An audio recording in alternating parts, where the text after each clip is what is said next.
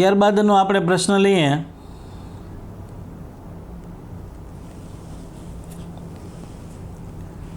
નૌતમભાઈ, એમનો પ્રશ્ન છે, સાહેબ ડિસ્ટ્રિક્ટ કોર્ટમાં ખેતીની જમીનમાં રસ્તા બાબતના કેસની અપીલ ચાલુ હોય તો અલગથી લેન્ડ ગ્રેબિંગ ફરિયાદ કરી શકાય?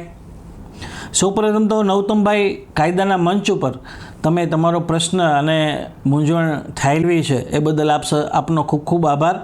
તમારા પ્રશ્નનો જવાબ જોઈએ તો જો જમીન બાબતે ડિસ્ટ્રિક્ટ કોર્ટમાં અપીલ ચાલી રહી હોય તો તે સિવિલ પ્રક્રિયા છે, પરંતુ જો વ્યક્તિ દ્વારા ગેરકાયદેસર રીતે જમીન કબજો કરવાનો પ્રયત્ન થયો હોય અને એવી પરિસ્થિતિ હોય તો તે પ્રમાણે અલગથી ફોજદારી ફરિયાદ એટલે કે લેન્ડ ગ્રેબિંગની ફરિયાદ પણ થઈ શકે છે, એવી અરજી પણ કરી શકાય છે.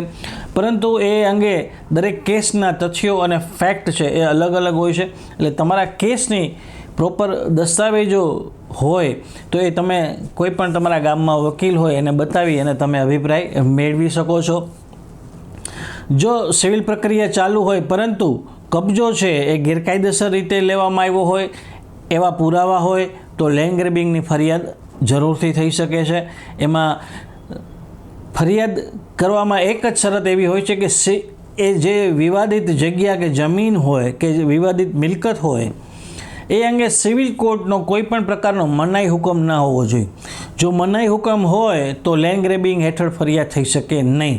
જો મનાઈ હુકમ ન હોય અને સિવિલ કાર્યવાહી એમનેમ જ ચાલુ હોય મનાઈ હુકમ વિના તો લેન્ડ ગ્રેબિંગ હેઠળ ફરિયાદ ચોક્કસ થઈ શકે છે. કારણ કે જો સિવિલ કોર્ટનો મનાઈ હુકમ હશે તો લેન્ડ ગ્રેબિંગ જે કમિટી છે એ એમાં કોઈ પણ કાર્યવાહી કરશે નહીં જ્યાં સુધી એ સ્ટે વેકેટ ન થાય અથવા તો સ્ટે છે એ હટાવવામાં ન આવે ત્યાં સુધી.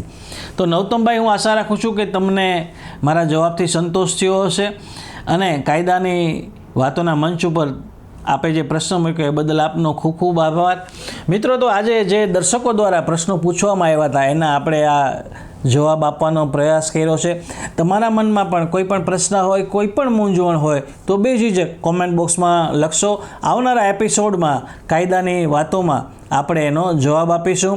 ફરી પાછો નવા વિષયના વિડીયો સાથે તમારી સમક્ષ રજૂ થઈશ. અને હા, નવા એપિસોડ સાથે આવતા રવિવારે સવારે 10 વાગે તો આપણે મળીએ જ છીએ, પણ એના